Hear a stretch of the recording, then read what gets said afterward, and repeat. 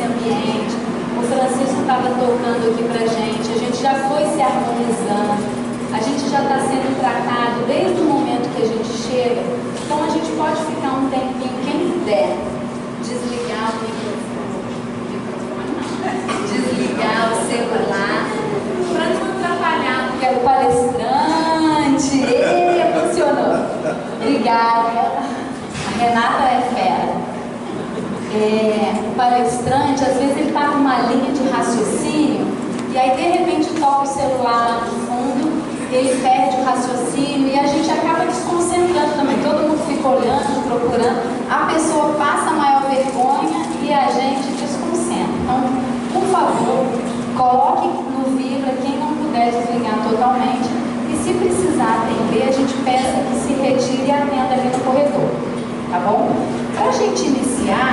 Eu vou pedir para a Luciene fazer a leitura da página de orientação. Boa noite. O livro Pão Nosso, de Chico Xavier,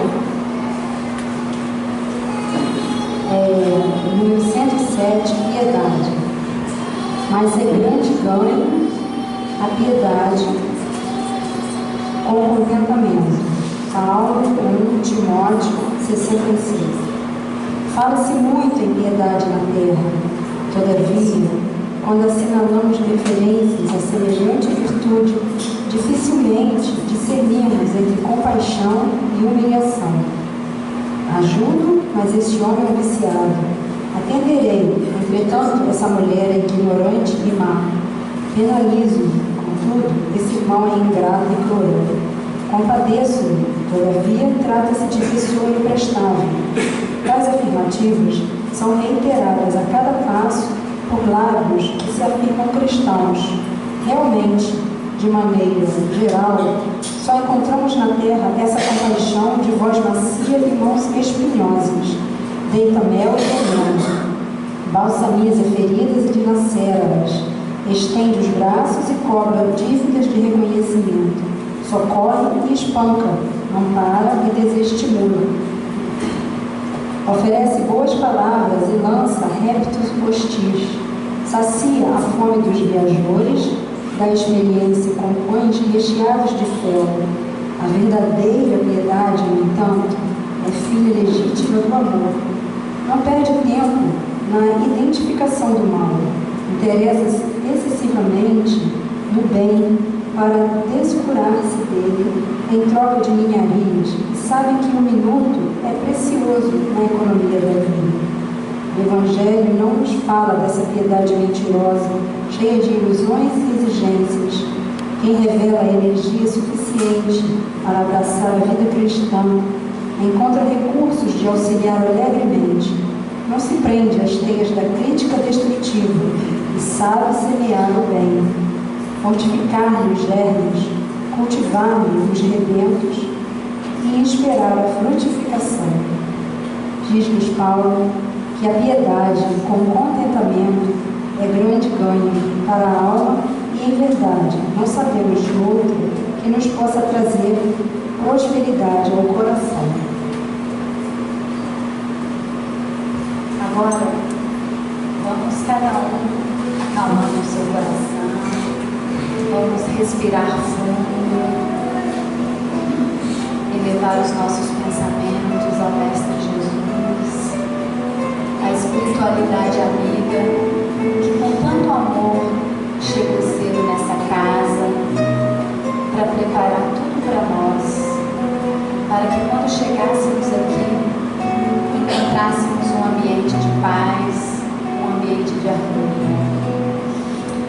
Nesse momento, então, queremos agradecer pelo dom da vida, pela saúde, pela oportunidade de estarmos aqui e termos chegado em segurança, mesmo com tantas tribulações que nos queriam fazer que não chegássemos, mas conseguimos passar por cima de tudo e aqui estamos.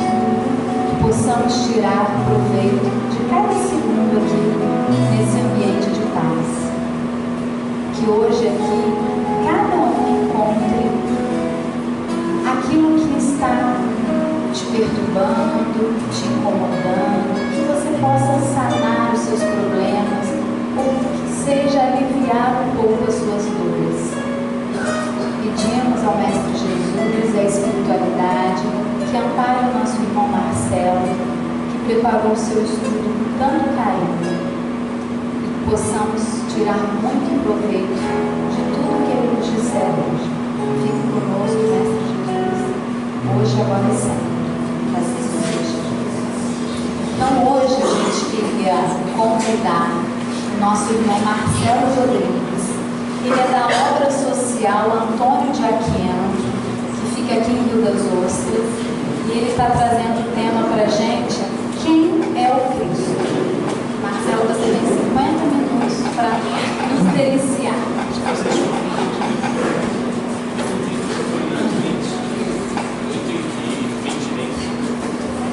Que a paz e o amor de Jesus continue conosco, e da igreja estarmos aqui, mais uma vez, principalmente por falar do Cristo. E falar do Cristo é algo que nos comove, porque envolve dois paradoxos, né? A nossa alegria, porque nós falamos do Evangelho vivo. Está dando para ouvir no final? Está dando para ouvir? E ao mesmo tempo o paradoxo de quem sou para falar do Cristo, né? O que trago? Quais as minhas questões? Meus calcanhares de Aquiles. Mas o Cristo nos inspira todo o tempo, né? O Cristo nos remete a pensar, como falava-se na leitura, a respeito da pessoa com dependência, qualquer tipo de viciação. Eu não vim para os sãos. E nessa condição, esse humilde servo está aqui com vocês hoje. Porque Jesus fala, mesmo sofrendo, mesmo escorregando, tropeçando, joelho desconjuntado, segue e leva o meu evangelho de esperança. Pois é através da esperança e da ajuda mútua, da própria piedade que foi falada, que é irmã da caridade, é que nós vamos alcançar. Por quê? Porque nós não seguimos a nós. Isso tem que ser claro para nós. Porque nós temos as nossas necessidades de ajuda, mas estamos melhor do que há 100 anos atrás, como disse Santo Agostinho. Porque nós seguimos o Cristo. Porque nós formos seguir a nós próprios, no primeiro momento que vemos o nosso irmão sucumbir, muitas das vezes não vamos ampará-lo. Vamos virar as costas e dizer: está vendo lá aquele irmão que estava falando, palestrante, porque nós temos que seguir o Cristo. E é nessa condição que nós estamos aqui. Em relação ao celular, gostaria que vocês pudessem, assim, se possível, até desligar e confiar, porque tudo que está lá fora vai se resolver. Tudo que tiver de ser, será. E nós, nos tempos de hoje, costumamos muito estarmos presentes e não estarmos presentes. Fisicamente estamos ali, nos mantemos até com os olhos abertos, e muitas vezes não conseguimos estar. Então eu conto com vocês, que nós vamos fazer esse trabalho junto na noite de hoje. Primeiro teste, vou ver se vou passar certo. Acertei. Quem é o Cristo? Essa pergunta parece fácil, mas é para todos nós refletirmos quem é o Cristo. Porque talvez seja simples pesquisar, estudar, ler, falar sinônimos, adjetivos sobre o Cristo, mas vivenciar o Cristo não é simples, não é fácil. Porque todas as vezes que pensamos no Cristo, esbarramos em nós. O próprio Paulo, quando Saulo, na estrada de Damasco, de perseguidor da lei a futuro servo do Evangelho de Jesus, questionava: quem é esse Cristo que morrera numa cruz, que não existe mais, e outros morrem ainda cantando glória a esse Cristo? A esse Cristo que ia a todos os lugares, prostíbulos, era questionado, andava com um homem cobrador de impostos. Esse Cristo que veio revolucionar e não trouxe nada. Quem é esse Cristo que nascera de uma manjedoura com tanta simplicidade? Rei dos reis, quem é esse Cristo? E há mais de 2000 anos, nós estamos tentando a compreender esse Cristo de forma melhorada, porque é um Cristo que nos veio revelar o que seríamos nós. Um Cristo que aparece muitas vezes como um próprio alquimista na construção da própria terra, e que da própria terra deixa seu exemplo, seu legado, que transcende ao corpo material. Quem é o Cristo? A atualidade do pensamento de Jesus surpreende os mais céticos estudiosos da problemática humana, sempre complexa e desafiadora nesses dias. Profundo conhecedor da psique humana, Jesus penetrava com segurança nos reforços do indivíduo e descobria as causas reais das aflições que o inconsciente de cada um procurava escamotear. Diante da figura de Jesus, não tínhamos, povo daquela época, como guardar-se nada. As pessoas se revelavam de forma muito simples, e Jesus, na sua condição espiritual, fazia essa leitura. Tivemos alguns modelos entre nós, não como Jesus, mas assim que nos trazia uma grande paz, uma grande tranquilidade. Maria Teresa de Calcutá, Chico Xavier, Gandhi, tantos outros, esses em escalas assim ainda não como a de Jesus, mas que chegarão lá como todos nós, já causava em cada um de nós comoção na própria presença. Há espíritos como Bezerra e tantos outros que só de se falar desses irmãos, as pessoas se comovem pelos seus atos, pelos seus gestos, porque vivenciam o próprio amor. Já dizia o Paulo, já não sou eu que vivo, é o Cristo que vive em mim. Então o Cristo se revela a cada dia em nossas atitudes, e temos que refletir sobre nossas atitudes, se elas estão sendo atitudes realmente interiorizadas, ou nós ainda estamos preocupados com o culto exterior do ser. Mostrar que eu fui 3 vezes no centro espírita essa semana, mostrar que eu faço palestra, mostrar que eu fiz isso, que eu fiz aquilo outro. Seria de fato essa proposta do Cristo? E a nossa reforma, o nosso fórum íntimo, o nosso lar, né? Nossa primeira responsabilidade na terra, a nossa infância, a vinda do Messias. Ele veio com a vida luz do mundo, de um olhar quente e profundo e solene de amor. Ele veio, mãos vazias, desarmadas, sem escudo, sem espada, só amor por todos nós. Toda noite sem estrelas Ele ilumina. E na sua chegada, tantos aguardavam um rei, alguém que empunhasse suas espadas, seus escudos. Mas Jesus vem mostrar que precisamos muito menos do que temos, muito menos do que o mundo, da proposta do mundo. Já paramos para analisar, toda vez que a espiritualidade, o Supremo Divino, o Criador, nos quer dar um exemplo de como seguir alguém, seus nobres exemplos, são os vasos mais simples. Já pararam para pensar quantas vezes nossas mentes perturbadas, e no dia a dia uma criança vem e nos diz uma palavra, um ignorante, uma pessoa que teoricamente não tem conhecimento algum perante a vida? Já pararam para pensar quantas luzes são colocadas no nosso caminho? E Jesus, já naquela sua plenitude, se fez carne, o Verbo se fez carne, veio habitar entre nós através de um corpo singelo de uma criança, através das condições mais simples daquela época. Porque Jesus, desde há 2000 anos, ou até muito tempo atrás, já nos causava grande revolução interior. Quem seria esse? Para muitos, um guerreiro como o nosso irmão Judas achava que ia reunir multidões para tomar o Império Romano e depois dar com a mesma moeda o que vinha recebendo aquele povo daquela época sofrendo. Para outros, representava a liberdade, a libertação espiritual, a esperança e a certeza de uma vida, de um porvir. Quem é Jesus? Jesus e o ofício do trabalho. Seu querido pai José, seu pai espiritual, né, seu mentor aqui na terra. Jesus trabalhando, procurando ocupar o tempo e nos mostrar que sem trabalho não dá, seja físico, intelectual, né? O trabalho é algo divino, é divino compromisso. Muitas vezes nos surpreendemos, uma fala aqui, acolá, como se trabalhar fosse um martírio, fosse uma escravidão. Às vezes, eu até lembro, quando mais jovem, pensava assim, você não procura saber não sobre como é que vai ser a sua aposentadoria? Eu falei, mas como aposentadoria? Toda hora muda. Mas como que será aposentar, parar de trabalhar? Mas o trabalho, ele tem que ser aproveitado. Com a mesma responsabilidade que temos na nossa casa, temos um núcleo de trabalho. Seja durante 1 ano, 2 anos, 1 mês, 1 dia. E normalmente, nos fechamos. Achamos sempre, na maioria das vezes, que aquele local de trabalho, aquelas pessoas são um martírio, sugam nossas energias, eu não aguento estar ali, ai como é pesado. Mas será o que fazemos para aquele ambiente melhorar? O nosso próprio ambiente. O que carrega cada coração, cada espírito, cada irmão diante da vida, se todos querem ser felizes? E sem trabalho não tem como. Não é pela questão somente material. Eu costumo dizer que a dívida brota.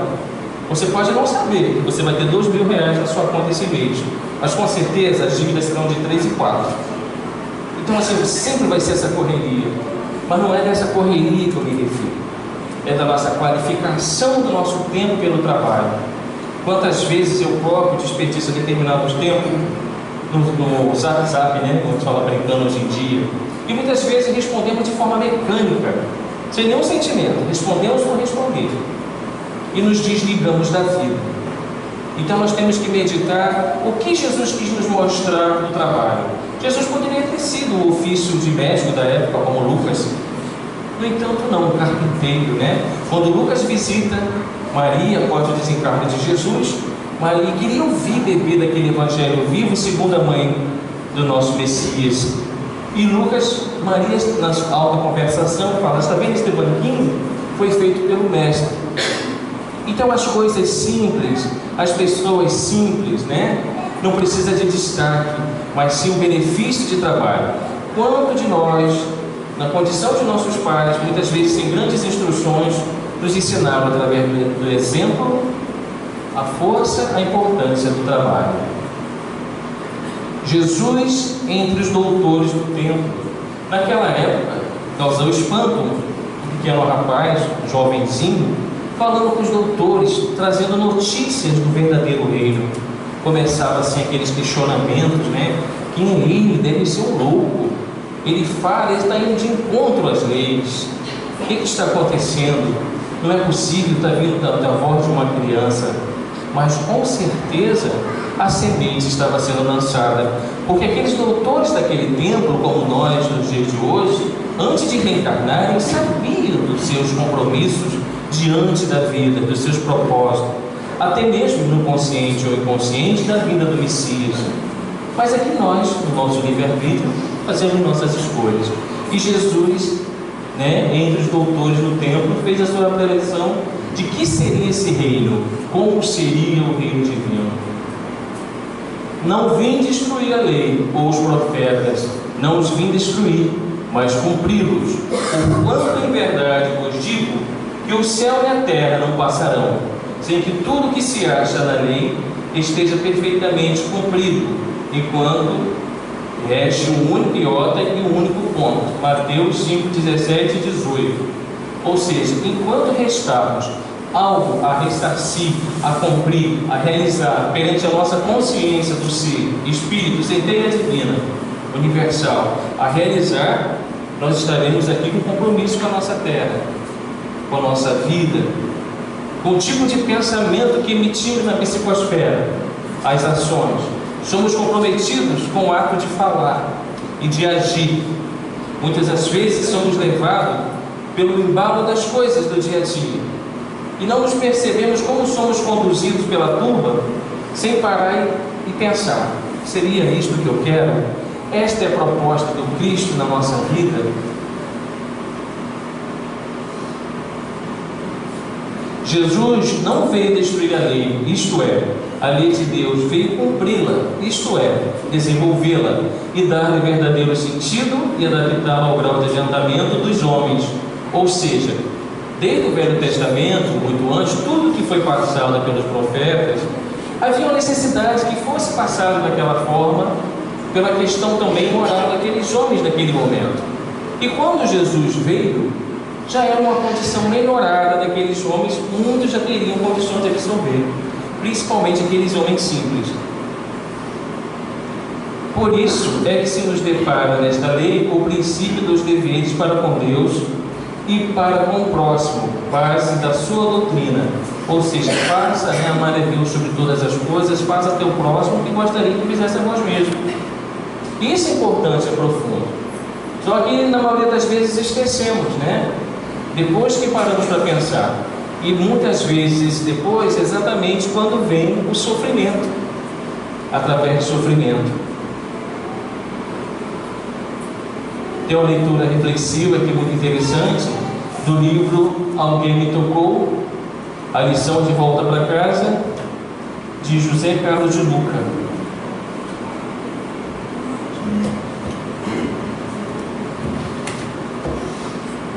Pai nosso que estás nos céus.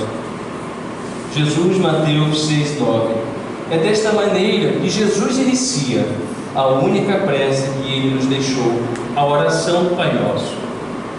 Muitas vezes nós o recitamos sem refletir sobre o significado das palavras de Jesus. escolheu para dialogarmos com Deus. Meditar sobre a sabedoria e profundidade das ideias escolhidas por Jesus representará para nós uma excelente terapia espiritual. 2 pontos merecem a nossa reflexão no trecho assim escolhido. Ao principiar a oração chamando Deus de Pai Nosso, Jesus deseja que nosso diálogo com Deus seja de um filho conversando com o Pai. Com frequência, nosso diálogo com o Criador sofre a interferência negativa das ideias equivocadas que alimentamos sobre Deus. Não raras vezes carregamos a imagem de um Deus vingativo, bravo, mal-humorado, severo e cruel, com quem é melhor não ter nenhuma espécie de contato. No Antigo Testamento, encontramos razões para ter esta visão equivocada de Deus, a qual Jesus veio reformular. Vejamos esta passagem que consta do Velho Testamento. Saibam todos que eu, somente eu, sou Deus, não há outro Deus além de mim. Eu mato e faço viver, eu firo e eu curo. Ninguém pode me impedir de fazer o que quero. Agora levanto a mão para o céu e juro pela minha eterna que farei isso, pela minha vida eterna. Afiarei minha espada brilhante e começarei a fazer justiça. Vou me vingar dos meus inimigos e castigar os que me odeiam. As minhas flechas ficarão manchadas de sangue e a minha espada matará os meus inimigos. Não escapará nenhum dos que lutam contra mim. Até os prisioneiros serão mortos. Aí de Lucas fala: ora, o Deus apresentado nestas palavras de Moisés seria alguém passível de tratamento psicológico. Que medo, né? Até medo, né? Esta imagem distorcida do Antigo Testamento dificulta um diálogo franco, aberto e amoroso com Deus. Pois se Ele é alguém que nos pode castigar e até nos matar, nós não nos sentimos à vontade para nos expormos, para admitirmos nossas fraquezas e nos sentirmos guiados quanto ao melhor caminho a seguir e, sobretudo, para nos sentirmos amados por aquele que nos criou, porquanto esse Deus pode, numa crise de ira, aniquilar a própria existência. Consequência disto é uma relação extremamente pobre com Deus. Uma relação de mera aparência, fundada apenas no temor e sem a possibilidade de nos sustentar espiritualmente na travessia das dificuldades que surgem por nosso caminho. Por tal razão, desejando quebrar esta frieza e distância, Jesus nos traz a ideia de um Deus que é nosso Pai, ficando subentendida nesta relação de pai e filho a existência de um laço de amor que os une.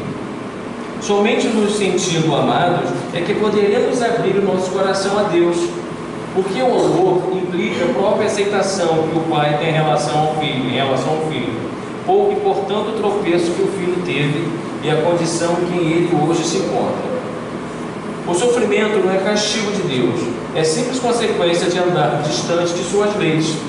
O pai educa, orienta e ampara, jamais pune, mas antes de fazer tudo isso, aceita o filho como ele é. Deus não tem um amor menor por nós quando nos desviamos do caminho do bem. Deus ama o homem que enveredou pelo crime, da mesma forma que ama aquele que escolheu o caminho das virtudes. É nesta plataforma de amor que se assenta a nossa relação com Deus, conforme Jesus nos apresentou. Isso, Jesus deixou bem claro na parábola do filho pródigo.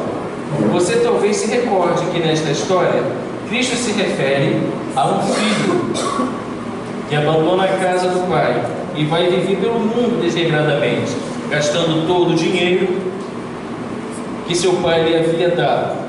Ele passa fome e toda sorte de sofrimentos. Lembrando que na casa de seu pai era muito mais feliz, arrepende-se e retorna ao lar paterno, pedindo que o genitor aceite de volta. Interpretando a parábola, concluímos de pronto que nós somos o filho perdido e o pai representa a figura de Deus. E qual foi a conduta que o pai teve quando o filho voltou? Está dito no Evangelho que, ao avisá-lo retornando para casa, o pai teve compaixão do filho e correu para abraçá-lo e beijá-lo. E sem qualquer demonstração ao filho, admoestação ao filho rebelde, o pai mandou os seus empregados trazerem a melhor roupa para seu filho e ainda colocar um anel em seu dedo e sandálias em seus pés. E não ficou nisso. O pai ainda mandou que fizesse uma grande festa para comemorar o retorno do filho que estava perdido e se encontrou. Que esta ideia do pai que nos ama não seja para nós um mero conselho intelectual. Que ele possa descer da mente ao nosso coração e que a partir de então nós possamos sentir amados pelo Criador, tal como o filho perdido foi amado pelo pai, sobretudo nas horas em que nos percebermos fracos, inseguros e atravessando o mar das provações. Se abrirmos o nosso coração ao amor de Deus, muita coisa mudará em nossa vida, pois todos somos carentes de afeto, temos necessidade de nos sentirmos amados, e somente Deus pode nos dar o amor incondicional e permanente. Deus, geralmente, as pessoas nos amam condicionalmente por determinado período de tempo. O amor de Deus é incondicional e para sempre. A segunda ideia que Jesus nos apresenta na oração do trecho sobre o qual estamos refletindo é de que Deus, que é Pai e que nos ama, e não é apenas meu Pai, mas é o Pai nosso, ou seja, é o Pai de todos nós. Jesus quer nos mostrar que nós não temos um Pai exclusivo, individual. Deus é Pai de todos, dos nossos familiares, amigos e inimigos, conhecidos e desconhecidos, inclusive de todos os animais. A consequência desta realidade é que todos nós somos irmãos uns dos outros, e uma boa relação com Deus passa necessariamente por uma boa relação que estabelecemos com os outros filhos de Deus, os quais são nossos irmãos também, não por laços consanguíneos, mas por laços espirituais que nos foram apresentados pelo Cristo. Assim como iremos orar a Deus suplicando auxílio se nos encontramos em guerra com o nosso irmão? Antes de orar a Deus, vá ao pé do altar, simbólico esse altar, e faça a sua oferenda e deposite ali tudo de bom. Reconcilie com o teu irmão antes de orar a Deus, para que tenha sentido. Uma boa relação estabelecemos, a consequência desta realidade é que todos nós somos irmãos dos outros. Uma boa relação com Deus passa necessariamente por uma boa relação estabelecendo com outros filhos de Deus, os quais são nossos irmãos, também não por laços consanguíneos, mas por laços espirituais, que nos foram apresentados pelo Cristo. Assim, como iremos orar a Deus suplicando auxílio, se não nos encontramos em guerra com o nosso irmão? Como Deus poderá nos atender sem alimentarmos ódio ou raiva por nosso irmão, que também é filho do mesmo Deus? Como o Pai pode nos ajudar se constantemente negamos ajuda aos nossos irmãos que passam necessidade, das quais nós bem que poderíamos socorrê-los? Os recursos que Deus nos concedeu devem ser compartilhados com nossos irmãos menos favorecidos. Foi para isso que Deus deu mais riqueza material e intelectual para alguns, para que pudessem aprender a amar os que receberam menos, repartindo com eles as riquezas vindas do alto. Se Deus não tem atendido as nossas preces, talvez seja porque ainda estejamos vivendo e orando com base no conceito de meu Pai e não de nosso Pai. Com a vinda do Messias, toda essa questão cai por terra sobre quem seria esse Deus. Não é permitido mais a ideia desse Deus vingativo, mas sim um Deus de amor e de caridade, um Deus que nos ama incondicionalmente. Jesus, na sua caminhada, veio nos revelar também que o meu reino não é deste mundo. Não que não possamos ser felizes aqui na terra, não que não possamos melhorar nossas qualidades de vida, nosso relacionamento. Por que Jesus veio mostrar para os homens?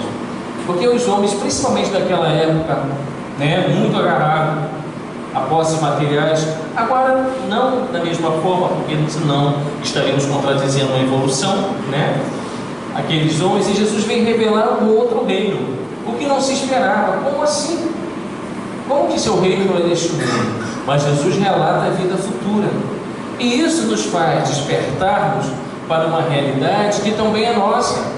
Quantas vezes achamos que a nossa vida presente é a nossa vida futura, e esquecemos de trabalhar no campo espiritual, material, afetivo, harmonioso, né? Fraterno, para uma verdadeira vida, que é a vida a qual se destina ao espírito. Pois a vida atual é como um flash, é muito rápida. Hoje estou aqui falando, amanhã o irmão Marcelo fez a passagem, encarnou, bateu as botas. E pode acontecer isso com qualquer um de nós a qualquer tempo.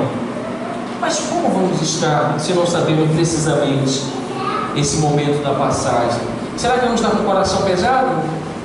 Será que vamos estar com a nossa consciência pesada por não termos reconciliado com o nosso semelhante ou até com o familiar? Às vezes as famílias brigam por uma questão tão pueril e depois tentam lembrar por que nós brigamos.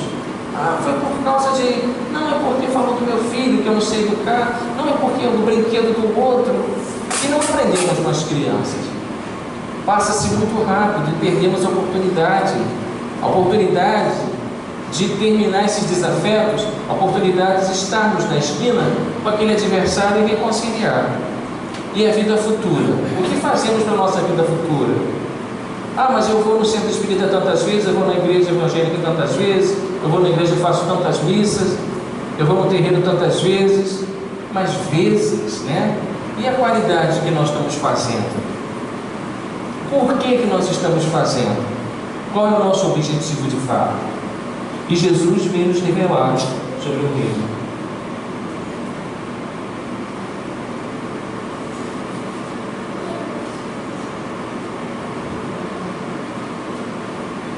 Há muitas moradas na casa de meu pai. Uma outra revelação que para aquela época deve ter causado muito espanto, né? Como muitas moradas. Há muitos mundos, no próprio planeta Terra, na nossa crosta, existem outros mundos que a visão humana não consegue alcançar, de acordo com cada espírito, com cada ser, com cada qualidade. Mas ninguém está desamparado. Até na parte mais densa, né? Seja umbral ou uma outra, tem a sua luz, tem a sua proteção, tem o seu porquê. E essa revelação é muito interessante, porque até então aquele homem naquele momento muito apegado às coisas da terra, e Jesus revela: não, há muitas moradas na casa do meu pai, né? Ela não descerra na terra. O nosso pai é um pai que possui muitas moradas.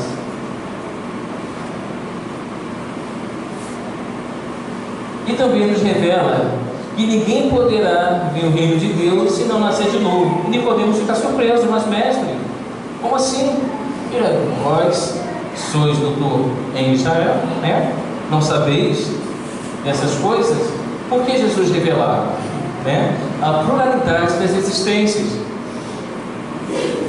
Tudo que nós trazemos na nossa bagagem, as nossas recordações, o nosso inconsciente, as lembranças, né? Por que eu não me sinto aqui? Por que eu tenho a nostalgia sobre aquilo outro, né? Aonde vivi, onde eu possa ter vivido, né? Em que moradas eu vivenciei. Mas o que importa realmente nesse momento é onde estamos, o que fazemos dessa existência. Porque nós falamos ali de vidas sucessivas, vidas passadas que tivemos e talvez possivelmente vidas futuras. Mas nós temos que ter consciência que nós não temos que desperdiçar a encarnação, que é tão difícil de se programar e planejar, uma vez que nós podemos nascer aqui tantas vezes, nascer de novo, né? A Fonte Viva tem uma visão que fala, se eu não me engano, nascer de novo significa que são novas atitudes, determinação, a luta, né? Do fórum íntimo de cada um, nascer quantas vezes necessário for dessa própria existência. Ninguém vai furar fila, né? Jesus disse na nossa linguagem. Todos terão que chegar a essa evolução. Mas como nascer nessa reencarnação, se já nasci? É se apegar ao que temos de fato, trabalhar o passado, mas do passado traz as boas lembranças, não viver preso ao passado, não se culpar o tempo todo, não culpar alguém por nós não sermos felizes ainda, porque ninguém é responsável pela felicidade de ninguém. Ninguém. Nós precisamos nos amar individualmente para amar o outro. E temos que aprender a não culpar o outro por alguma coisa que nós não conseguimos, ou não tivemos, ou não fazemos. Nós somos espíritos milenares. Já passamos por esse processo várias vezes, né? E essa história para nós, de que o corpo é fraco, ela já não vai colar mais. Por quê? Essa doutrina, o próprio cristianismo nos coloca de frente para mostrar que quem é fraco é o nosso espírito ainda em determinadas situações. Mas já superamos muitas. Não temos que ter essa preocupação. Mas como que supera um calcanhar de Aquiles? Vamos trabalhar no bem, né? Um bocadinho aqui, um bocadinho ali. Vamos trabalhar, vamos buscar, vamos estudar. Espiritismo é ciência, é doutrina, é filosofia. E também não foi dito em momento algum que fora do espiritismo não há salvação, né? Mas fora da caridade não há salvação, né? Nós temos que abraçar os irmãos, né? Nós temos que pensar que atitude. Uma coisa que eu acho bacana, por exemplo, às vezes a gente, né, eu até agir diferente, já estou começando a agir diferente com meus irmãos testemunhos de Jeová.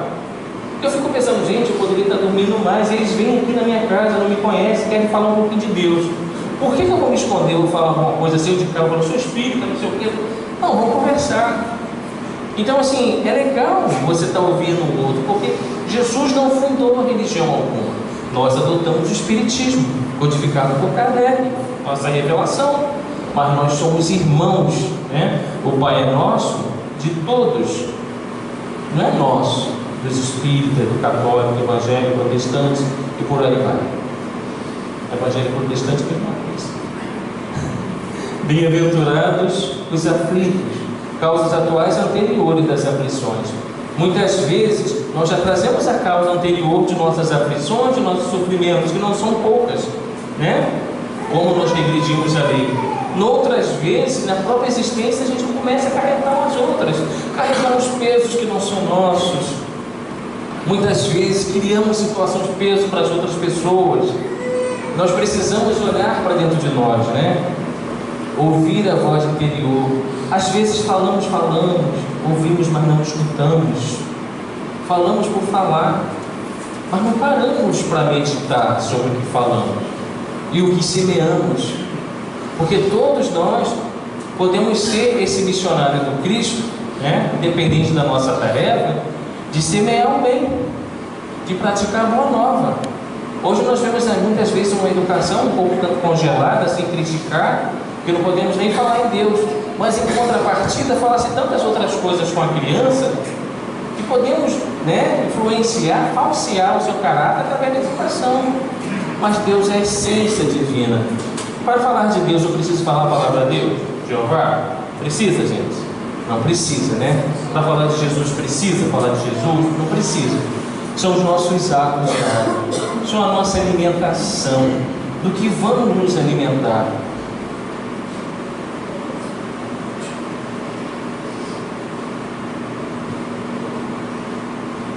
Vinde a mim, todos vós que estáis aflitos e sobrecarregados, e eu vos aliviarei.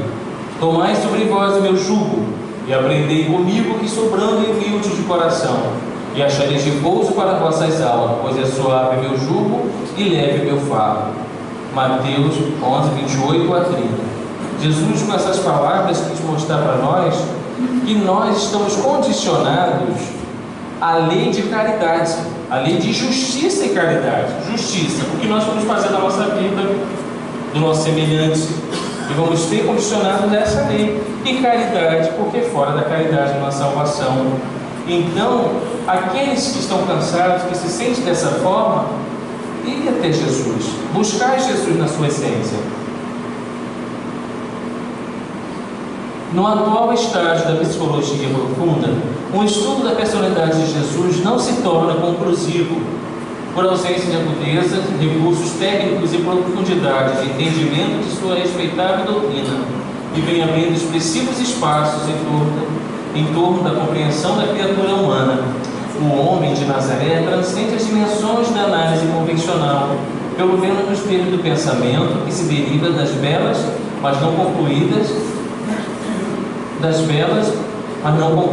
por enquanto, contribuições freudianas, né, de Freud, né, o pai da psicanálise. Então Jesus é um estudo além do que temos, né, na Terra de hoje. Jesus transcende desse modo os estágios do processo da evolução da Terra, porquanto ele já era o construtor do planeta, quando sequer a vida nele se apresentava. A Caminho da Luz, né, se eu não me engano, a Caminho da Luz, me corrijam se eu estiver equivocado, porque eles são um livro que confundimos. Jesus aparece lá na construção da terra, onde a terra não recebia vida alguma, com outros espíritos trabalhando a terra e futuramente nos receber. Até 8h25, é isso? Que horário? Tá.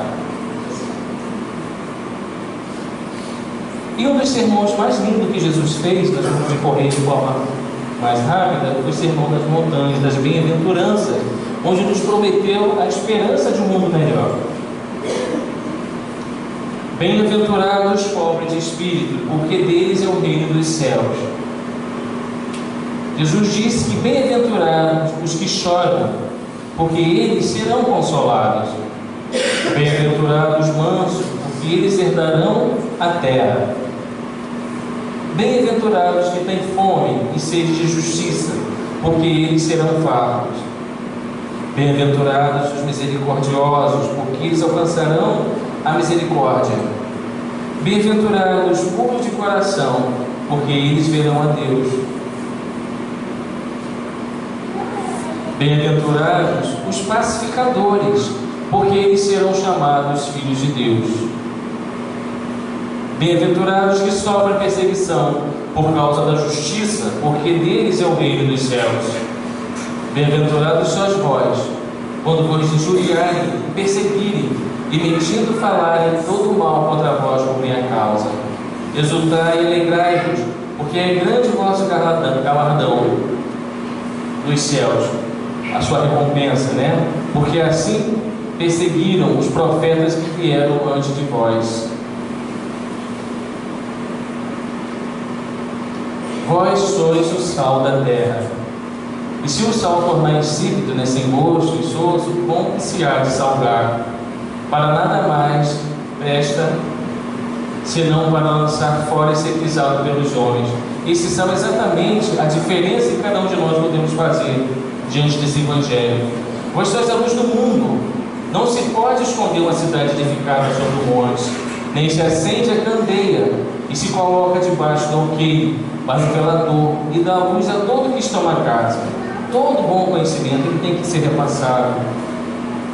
Assim, resplandeça a vossa luz diante dos homens, para que vejam as vossas boas obras e glorifiquem o vosso Pai que está nos céus. Biografia, vou passar rápido. Kelvin, por favor. O perdão, vou falar bem rápido sobre o perdão, tá, gente? O perdão ele nos liberta, mas a gente precisa realmente buscar com Jesus ajuda, porque não tem uma receita de bolo sobre o perdão, não há essa receita. Ele vai nos libertar, e muitas doenças podem ser evitadas quando nós trabalharmos esse perdão e o alto perdão também para conosco. Os apóstolos, a humanidade. Foi muito interessante. Jesus, no seu postulado, aqueles 12 homens da época que o acompanhou, se nós pararmos para estudar um pouquinho da personalidade de cada um, vamos notar algo peculiar em relação a nós. Esses homens, muitos deles, eles tinham característica da própria humanidade da época e de nossa época. Seja na sua teimosia, seja assim na sua agilidade, na sua paciência, na sua ambição. Então é muito interessante quando Jesus saiu a pescar essas almas, para que através dessas almas fossem levados os evangelhos até nós, né? Até aqueles que perseguiam, eram perseguidores depois, como o próprio Paulo, Saulo inicialmente, passou também a pescar, e como as mudanças operaram neles e têm operado em nós ao longo do tempo. E nós escolhemos um aqui para falar um pouquinho, é João, o apóstolo do amor. É aquele jovem, né? Na época de juventude, geralmente nós somos muito afoito, agitado, queremos resolver, mas que foi o apóstolo, o discípulo do amor, que mais absorveu o amor do Cristo em todos os sentidos. João foi aquele que no momento da crucificação Jesus fala, entregue a Maria e Maria a ele, para que um cuidasse do outro e ele cuidasse de sua mãe. João é aquele que depois foi colocado na ilha de Pátimo, foi exilado lá, todos os soldados romanos que iam para lá se converteram ao Evangelho. e foi condenado a ser colocado numa tacho de azeite, né? E por um processo espiritual, ele não sofreu, ele não desencarnou. E de todos os discípulos de Jesus, né, seus apóstolos, ele foi o único que não morreu em sacrifício. Permaneceu na terra até a sua velhice. E futuramente, a bênção de lá em Assis, vir reencarnar como Francisco de Assis. Mas aí nós podemos estar vendo mais tarde. Então, como nós combinamos anteriormente, vocês já estão me cobrando sobre isso, nós vamos cantar um pouquinho agora, essa música do João. Tá bom? Chamas.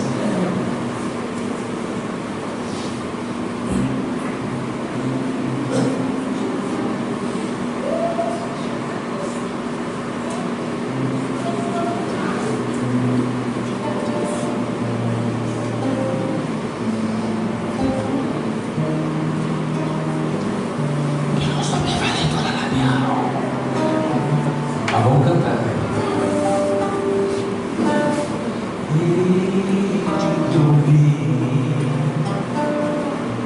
Me sinto arder, me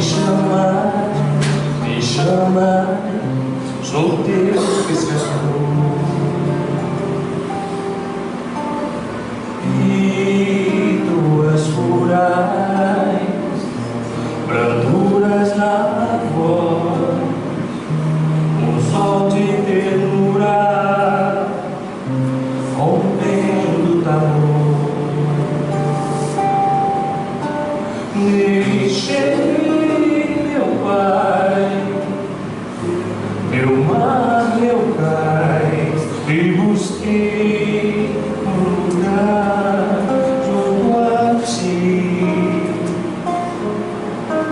O amor demais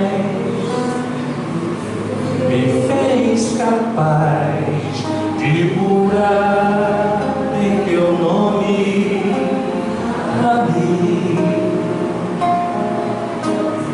Filho do trovão, deita tua cabeça sobre mim.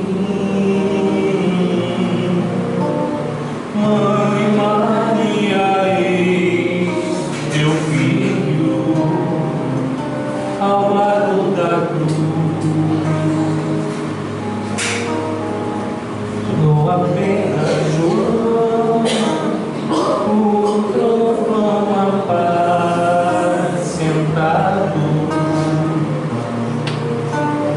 testemunharei por ti, seja onde for. Não te queimarás no óleo que ferveu por mim, pois tu viverás para mostrar o presente e o futuro aos homens.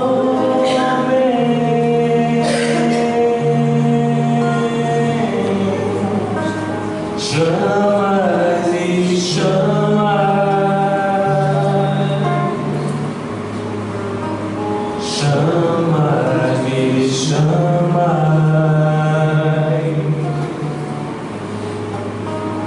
chamas e chamas, chamas e chamas.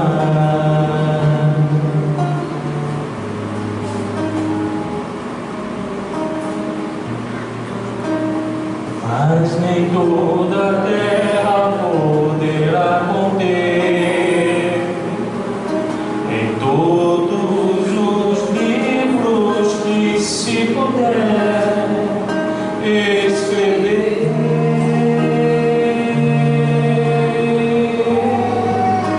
Das coisas que ele fez.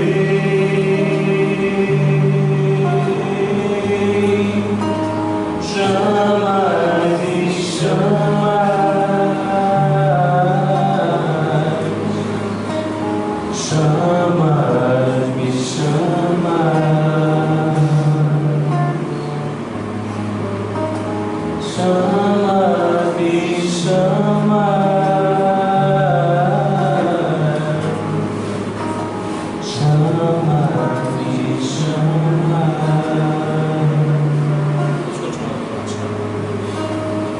fenômeno da fala. As palavras pronunciadas buscam outras congêneres, ajuntando-se para a formação da grande agrégora das psicosferas da Terra. Quando elas são inferiores, o seu magnetismo é pesado, e a própria lei da gravidade as fazem cair, respondendo aos mesmos seres que a lançaram no espaço, em forma de coisas desastrosas, como o karma coletivo. Poucos se livram dos efeitos drásticos desses fluidos exumados das mazelas da terra, pela lei de justiça. Os que se salvam são os que educaram o verbo na conversação diária, pois estes criaram em torno de si, pela expressão de alegria e de amor, que partem dos seus corações sem exigências, uma defesa psíquica garantindo-lhes a paz imperturbável. O mundo de amanhã vai ser feliz, porque felizes serão os pensamentos e palavras dos seres que o habitarão. Se queres modelar o teu verbo para participar desse futuro, observe o modo mais correto de falar de nosso Senhor Jesus Cristo na sua alta dinâmica de entendimento com as almas, que em parte ficou anotado no Evangelho dos discípulos mais chegados ao seu coração. Apropria a tua vida com a vida do Mestre, trabalha como oleiro, fazendo a argila tornar a forma mais bela e construtiva. As tuas ideias são como saio, entregue às tuas mãos de operário do Senhor. Amolda-as no estupendo forno da tua mente, soltando pelos canais da palavra água pura, provinda de um suprimento que nunca jamais acabará. Cultiva a oração sem fanatismo, que a tua área de trabalho ser-te-á mais favorável ao labor substancioso. Não deixes passar um só dia sem que coloque na tua construção moral alguns tijolos da verdade, que o prenderá como produto da tua boa vontade, inteligência e sentimentos substanciados no amor. Se te surgir algumas tempestades, não percas o ânimo, continue esforçando-te, que o tempo mostrará o quanto valeu o teu trabalho. Quando o imponente edifício de luz subir ao topo da tua cabeça, alicerçando na profundeza da tua consciência, aí poderás falar em altos brados: glória a Deus nas alturas e paz em meu coração na terra. O fenômeno da fala é maravilhoso, e quando nascido no bem, é indestrutível, ficará para sempre como herança da vida para milhares de vidas. A palavra é semente que fecunda em quem ouve e frutifica igualmente em quem fala. Falar, no entanto, é responsabilidade maior, por ter a vida nos adotado quais agricultores na vinha do Senhor, atendendo assim a milhões de almas famintas do alimento da verdade. Aproveitemos a fala de Marcos para maior elucidação no capítulo 4, versículo 14. O semeador semeia a palavra. Ai daquele que, consciente desta verdade, não selecionar as sementes para o plantio, porque delas irão alimentar-se muitas almas de formação espiritual. A boca é uma abertura no teu corpo, que Deus não esqueceu na formação congênita do teu instrumento de carne, para que por ela e com ela possa armazenar na tua consciência as belezas da vida. Se alguém te ferir por ignorância, não uses a tua boca como justiça, mas faz com que os teus lábios vibrem na cadência do perdão. Se alguém te caluniar por falta de entendimento da lei divina, não faça o mesmo com ele. Usa a tua boca para agradecer a Deus e abençoar os ofensores. Se alguém mentir, denunciando-te por falsas atitudes, prender-te por suspeita ou inveja, e ainda conseguir-te quando estiveres livre, usa a tua palavra, mesmo assim, para abençoar, lembrando-se somente das virtudes de que esse alguém possui. Somente Deus pode fazer aquilo que os teus primeiros impulsos desejarem. O teu verbo pode transformar todos os teus inimigos, os que se dizem como tais, em amigos do coração, pois somos todos irmãos, filhos do mesmo Pai. O fenômeno da palavra que ilumina é somente a do bem. Façamos a palavra semente que fecunda em quem ouve e frutifica igualmente a quem fala. E assim, trazendo a mensagem final desta noite, possamos, desculpe pela assim que foi, que não teve como, gente prepara para uma hora o estudo, ele fica essa sugestão para casa. E que a nossa palavra seja sempre a de apaziguar, de resolver. Que possamos ter condições de interromper nosso pensamento, nosso exato, através desses apagadores de fluido cósmico universal. Quando nós formos dizer algo que não vai ser agradável, possamos contar até 10, possamos beber um pouco d'água, possamos meditar sobre aquilo, o que vai nascer daquelas sementes, e que possam as palavras do Mestre ser as nossas palavras no dia a dia, mesmo sem precisar evangelizar, evangelizando, porque todos nós ainda estamos crianças na condição de aprendermos, e se o verbo pode cometer até morte, ele pode fazer muitos viverem também, porque quem de nós não precisamos de compreensão e de amar uns aos outros? Que o Mestre, querido amigo, esteja com todos nós e possa estar conosco em todos os momentos. Perseveremos, cuidemos e partilhemos com nossos irmãos de caminhada a semente da árvore do Evangelho de Jesus, as boas aventuranças. Que a paz e o amor de Jesus estejam com todos vós e que possamos nos olhar uns aos outros, não somente como irmãos, mas companheiros de jornadas, e que estamos aqui para nos apoiar quando cairmos nas nossas dificuldades. Que Jesus abençoe a todos nós. Muita paz. Graças a Deus. Marcelo, nós te agradecemos e com certeza vamos iniciar nossa semana com esse alimento espiritual que vai ser bem proveitoso tudo que ele disse para a gente. Agora a gente vai passar para o momento da psicografia. Enquanto a gente está aqui no salão ouvindo as palestras, sempre tem uma dupla lá na sala de passe que estão recebendo as psicografias e são lidas posteriormente. Então hoje é a psicografia da nossa irmã Geisa. Boa noite. A psicografia do dia 3 de abril de 2018. Queridos irmãos, muita paz. Orai e vigiai. Eis a assertiva mais importante neste momento onde o nosso planeta passa pelas mais diversas atribulações. A oração, com certeza, está sistematicamente presente nos corações sofridos, pois que muitos problemas e a muitos níveis eles se fazem presentes. Entretanto, são orações às vezes